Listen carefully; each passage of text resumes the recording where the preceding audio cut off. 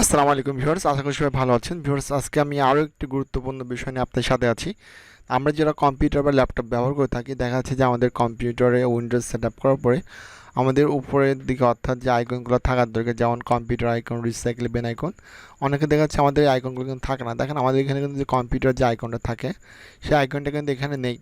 তো ভিউয়ার্স, যদি এই আইকনগুলো আপনার কম্পিউটার থেকে হাইড হয়ে যায় বা ডিলিট হয়ে যায়, সেক্ষেত্রে আপনি কীভাবে এগুলো আবার রিসেট আপ করবেন? তো এই জন্য আপনি যেটা করবেন, জাস্ট মাউসের রাইট বাটন ক্লিক করবেন।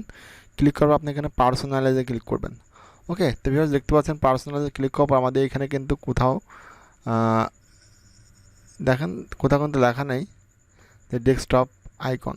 ওকে, তো এখন উইন্ডোজ আপডেটের কারণে আমাদের কিন্তু এটা কিন্তু ডান পাশের দিকে চলে আসে। তো দেখেন আপনি এখানে কিন্তু দেখা যাচ্ছে শোয়িং ডেস্কটপ আইকন, আপনি এখানে ক্লিক করতে পারেন। আচ্ছা, এখানে ক্লিক করার পর আপনাকে সরাসরি নিয়ে যাচ্ছে কোথায়? সরাসরি নিয়ে যাচ্ছে কিন্তু আপনার গুগলে।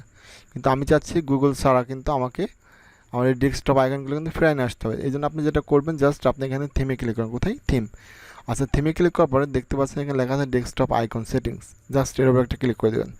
আচ্ছা, এর উপর ক্লিক করার পর দেখতে পাচ্ছেন যে এখানে কিন্তু আপনি ডেস্কটপ আইকনগুলো সেট আপ করতে পারবেন। তো আমি জাস্ট কম্পিউটার ক্লিক করে দেওয়ার পর জাস্ট ওকে করবো।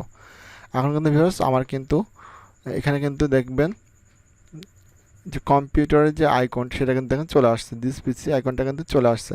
তো এরকমভাবে খুব সহজে কিন্তু আপনার কম্পিউটারে যে ডেস্কটপ আইকনগুলো আছে এগুলো কিন্তু আপনি রিসেট আপ করতে পারবেন। তো আশা করি ভিডিওটি আপনাদের উপকার আসছে। ভালো লাগলে অবশ্যই ফেসবুক পেজটি ফলো করবেন এবং ইউটিউব চ্যানেলে অবশ্যই সাবস্ক্রাইব করে রাখবেন। সবাই ভালো থাকবেন, সুস্থ থাকবেন।